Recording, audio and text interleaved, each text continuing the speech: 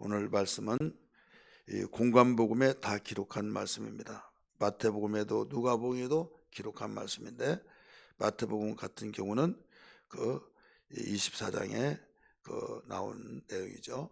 누가복음은 21장이 나오고, 이 마가복음은 16장까지 있기 때문에 오늘 13장이기 때문에 13장에 예수님이 마지막 한 주간을 남겨놓고 한 주간도 이제는 수요일 날, 목요일 날 이 내용을 가르쳐 주신 내용이에요. 그러니까 돌아가시 직전 2, 3일뿐이 이틀뿐이 안 남는 거죠. 그래서 이 유언에 가까운 이런 내용들입니다. 이 성전에서 나가실 때 이렇게 나오죠. 성전에서 나가실 때 성전 정화 작업을 하고 또 이모저모 다양한 가르치시고 이런 일들을 많이 하셨잖아요. 이런 가운데 분주하게 화요일날 이제 진행이 되어집니다. 그러면서 나가실 때 제자 중 하나가 이르되 선생님이여 보소서, 이 돌들이 어떠하며 이 건물들이 어떠하리까. 이게 예루살렘 성전을 중심해서 예루살렘의 성을 말하고 있는 겁니다. 예루살렘 성전을 중심해서 성곽이 다 담장이 높이 쌓여 둘러 있고 그 안에는 사람들이 또 살게 되어지죠.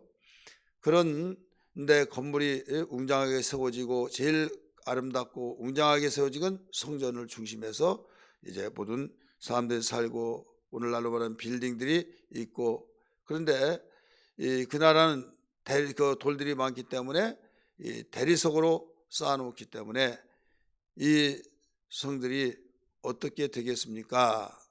그럴 때 돌들 위에 돌이 하나도 남지 않고 다 무너뜨리리라 라고 말씀을 하셨어요.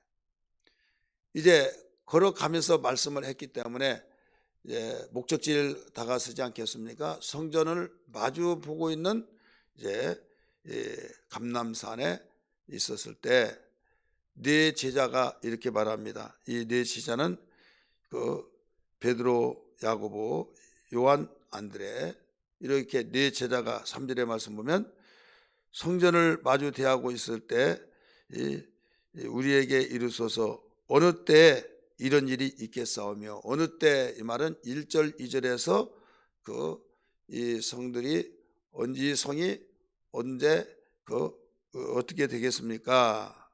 영원합니까? 아니면 어떻게 되어 있습니까? 질문했던 것을 이제 앉아서 질문하는 가운데 정확하게 더 자세하게 징조를 물어본 거죠.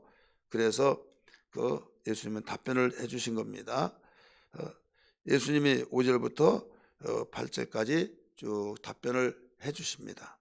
그래서 오늘 이 성전이 예루살렘의 성이 무너지는 그런 질문 속에서 답변을 해주면서 여기에 무엇에 대해서 가르쳐 주냐, 재난의 징조를 이야기해 주고 있죠. 그래서 오늘부터 13장 끝날 때까지 재난의 징조를 계속 이어서 나가려고 합니다. 그래서 제목은 재난의 징조 1 이렇게 보시면 되겠습니다. 이 재난의 징조를 많이 가르쳐 주는데 오늘 한 분단 속에서 단락 속에서 8절까지 끊어서 본다고 한다면 여러 가지 있습니다만은 첫째는 미혹이 있다, 이걸 가르쳐 줬어요.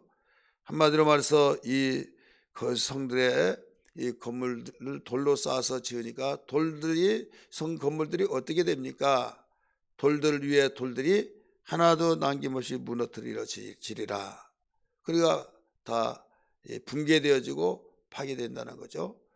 그러면 거기에 대한 징조가 어떻게 나타납니까? 이거예요. 우리 3절 4절 한번 같이 읽을까요? 시작. 예수께서 감람산에서 성전을 마주 대하고 앉으셨을 때 베드로와 야고보와 요한과 안드레가 종용이 붙되 우리에게 이르소서 어느 때 이런 일이 있겠사오며 이 모든 일이 이루어지려 할 때 무슨 징조가 있사오리까?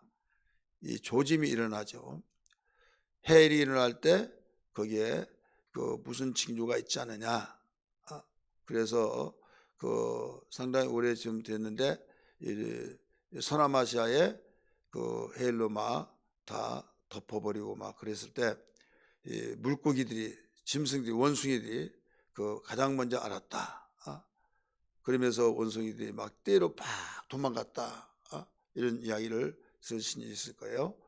그 우리가 건강을 체크할 때도 그 뇌출혈이든 뇌경색이든 쓰러지면 전조현상이 일어나죠. 전조현상. 그러니까 사람이 살다 보면 그러지 하다가 그냥 지내치면 나중에 너무 늦어서 회복하지 못하고 참 고생을 많이 하신 분들을 볼 수가 있어요.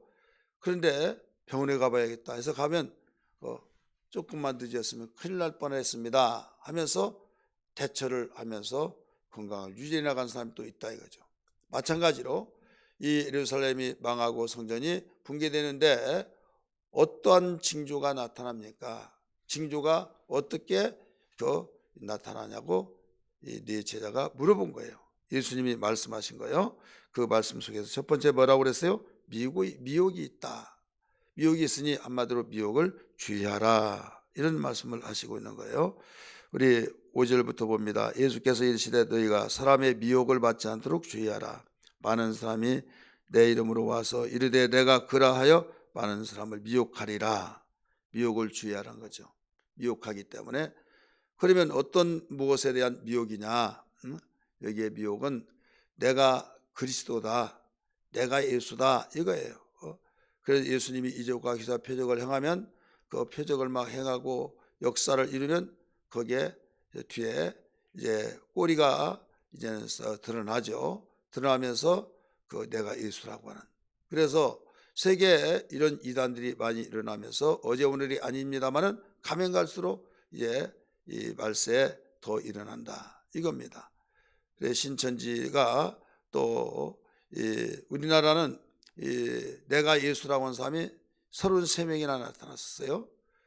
거기서 파생돼서 또 그러고, 그래서 그 하나님의 교회가 그 처음에는 안상홍 하나님의 교회라고 했는데 그 안상이가 하나님이냐, 하나님이 왜 죽냐, 그러니까 잠적을 해서 그 몇 수십 년 동안 아무 소리 없이 생활하다가 어느 날 여기저기 막 하나님의 교회가 간판이 붙고 교회가 세워지고 그런 것을 볼 수 있었어요. 그래서 저게 뭐지? 하나님의 교회. 근데 하나님의 교회라고 하는 그 기독교 보수에 해당하는 교회가 있습니다. 그래서 그 교회인가 보다라고 하는데 당신들 어떤 정체가 뭐냐 그랬더니 우리 하나님 섬기는 거예요. 하나님 교회, 모든 하나님의 교회가 아니냐고. 그래서 하나님 교회가 돼야 된다 하면서 그런 의미에서 설명을 하다가 이제 나중에 꼬리가 길면 드러난다는 말이 있잖아요. 그러더니 나중에 서서히 정체가 드러나면서 안상홍 하나님이다 하면서 하나님 어머니가 있다. 이제 노골적으로 이제 드러내놓고 있죠. 그러니까 이런 부분에서 내가 하나님이라 이거예요. 이만희 총회장이라고 하지만은 이만희가 보혜사다 이거죠. 보혜사, 우리는 보혜사는 성령 보혜사를 가리키고 있는데 보혜사 해괴하게 설명을 합니다. 보혜사란 중보자는 뜻이다. 그러면 당신도 예수를 증거하니까 예수님과 당신 사이에 중재를 하고 있으니까 당신도 보혜사야. 그것도 몰라 하면서 비웃고 있다 이거죠. 그러면 중재자라는 것은 증인이니까 거기까지는 좋다 이거죠. 그러면 이만희를 성령보혜사라고 하니까 문제가 생긴다 이거죠. 성령보혜사. 그러면서 겉으로는 치장할 때 뭘로 해요? 총회장. 그러면서 내적인 면에서는 성령보혜사. 그래서 이단들 가운데서 등급이 있답니다. 언젠가 제가 목사권에 기고를 했습니다마는 등급이 있는데 신천지는 가장 핫바리 등급이라는 거예요. 자기들끼리 왜 순간에 바뀌어지고 순간에 오리무중되어지고 순간에 때문에 없어지고 순간에 또 생겨나고 그때마다 바람 타듯이 그렇게 된다 이거죠. 그러니까 그들과 우리는 못 놀겠다 해가지고 이단끼리도 서로 치고받고 그러더라 이거죠.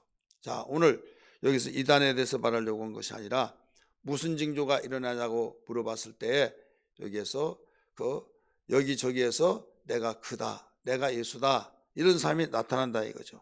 그래 대부분 이 모든 말을 잘하고 또 기이한 이 이적을 나타내고 그럴 때 사람도 훅 한다 이거죠. 그래서 오늘 우리는 분별의 눈이 있어야 될 줄 믿습니다. 그 다음에 5절 많은 사람을 미혹하리라 이런 말씀했죠. 그래서 주의하라고 가르쳐 주기까지 했어요. 이 미혹자가 있으니 절대로 주의하고 우리가 넘어가는 일이 없도록 해야 될 줄 믿습니다. 두 번째는 난리와 이 소문이 또 대적과 지진, 기근 이러한 것들이 도처에서 일어난다 이렇게 가르쳐 주셨어요. 우리 7절 말씀 봅니다. 난리와 난리의 소문을 들을 때 두려워하지 말라. 이런 일이 있어야 하되 아직 끝은 아니니라. 민족이 민족을, 나라가 나라를 대적하여 일어나겠고 곳곳에 지진이 있으며 기근이 있으리라. 이는 재난의 시작이니라. 자, 난리와 난리의 소문을 들을 때 흉흉한 소문들이 일어나죠. 이때 이 민족이 민족을, 이것은 뭐예요? 내분이죠. 나라 안에서 같은 민족끼리 또 민족이, 우리는 이제는 다문화에 다문화가 이루어져서 이루어져 이제는 한민족이라고 하는 것을 우리가 이제 뛰어넘어서 다민족이 되었지만은 중국 같은 데는 한민족을 중심해서 한족을 중심해서 이 다른 민족들이 43개의 민족이 모여서 산다 이거죠.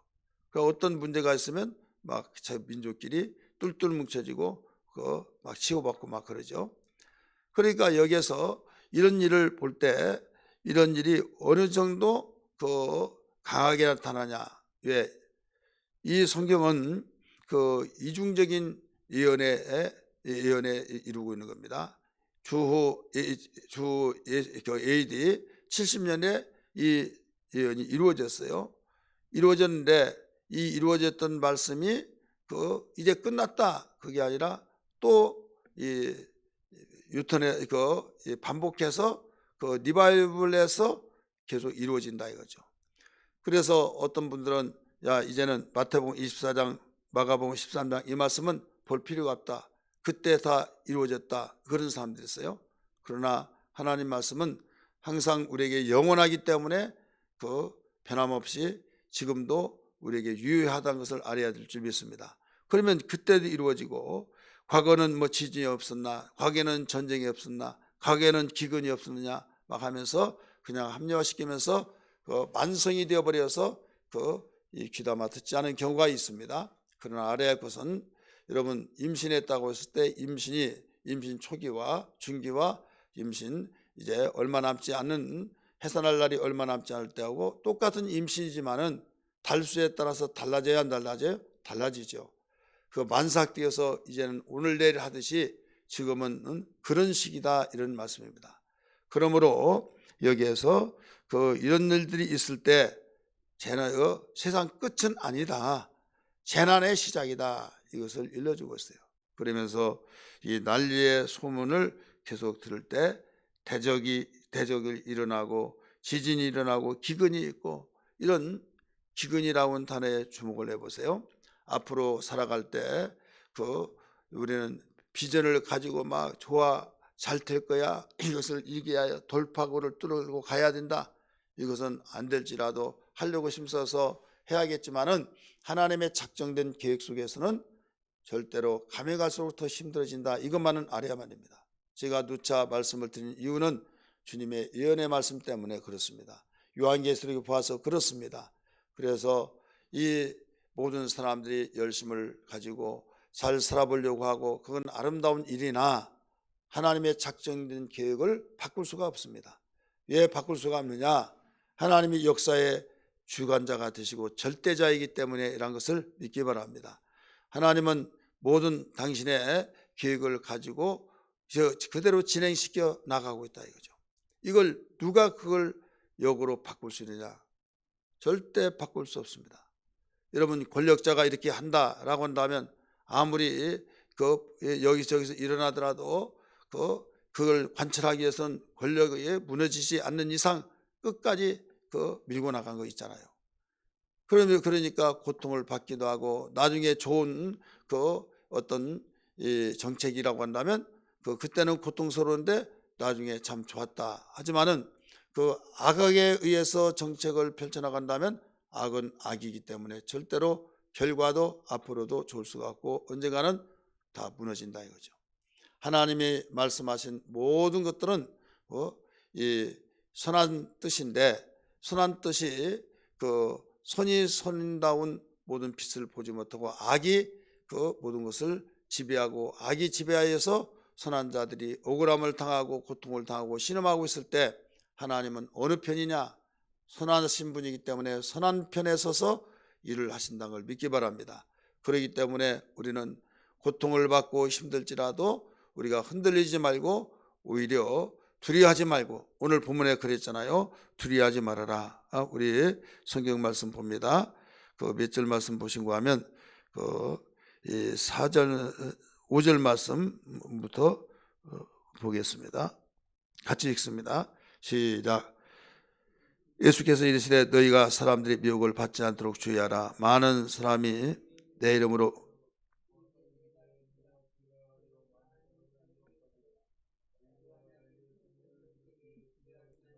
두려워하지 말라 이렇게 나오죠. 왜 두려워하지 말라고 했을까요? 이런 일이 있는데 가면 갈수록 더 가는데 두려워하잖아요. 그렇지만은 나를 믿고 나를 따르고 내 말에 순종하고 있는 너희들은 내가 함께하겠다. 내가 함께하기 때문에 이런 일이 있어서 너희들을 신원할 때가 가까워지고 있다. 그렇습니다. 이것을 보여주기 위한 겁니다. 그래서 믿음으로 살아야 된다. 오늘 이 말씀을 통해서 우리에게 일러주신 것은 이런 일이 있어서 내가 그리스도다 하니까 그리 우르르 가서 거기에 왔다 갔다 하면서 뿌리채 흔들려서 결국 죽는 일이 되지 말고 분별하여서 이것은 재난의 시작이지 끝이 아니다. 이걸 일러주셨습니다. 그러므로 절대로 유혹받거나 요동치지 아니하고 오히려 우리는 해야 할 것이 뭐냐면 깨어 있어야 된다. 우리는 주님이 오실 날이 얼마 남지 않았다. 이것을 알았다고 한다면 영혼의 때를 위해서 살아야 될 줄 믿습니다. 영혼의 때를 위해서 살기 위해서는 그냥 외치며 야 세상 얼마 안 남았어, 예수님 이제 오신데 아무리 구호를 외치고 아무리 홍보를 하고 인터넷을 통해서 모두 다른 사람이 알려주고 그런다고 해서 된 것이 아니에요. 깨어 있어야 됩니다. 기도하고 거룩함을 지키고, 그래서 디모데전서 4장 5절의 말씀 보니까 말씀과 기도로 거룩해지니라 이렇게 나오잖아요. 이럴 때일수록 우리는 입으로 전해서 힘들대 예수님 오신데 이게 중요한 것이 아니라 그건 매우 알리는 것에서 중요해서 깨어있는 것이 목적이다 이거죠. 그 말을 전해준 이유는 뭐예요? 깨어있으라는 거죠. 근데 자기가 말해놓고 자기는 깨어있지 않으면 이것은 이율배반이죠. 앞뒤가 맞지 않죠.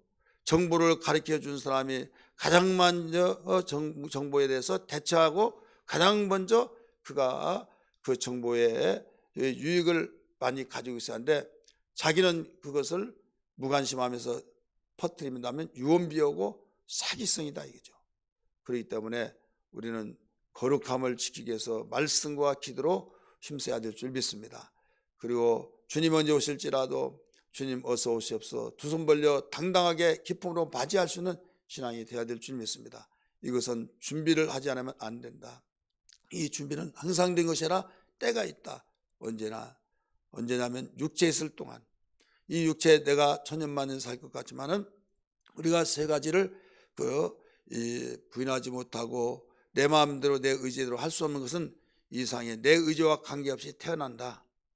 두 번째는 내 의지와 관계없이 순서가 없이 세상을 떠난다. 세 번째로 의지와 관계없이 영생의 나라가 온다 이거예요. 영생의 나라는 영원히 사는 나라, 그 가운데서 천국과 지옥으로 갈 사람이 있다. 영광과 영광을 받지 못할 자가 갈라진다.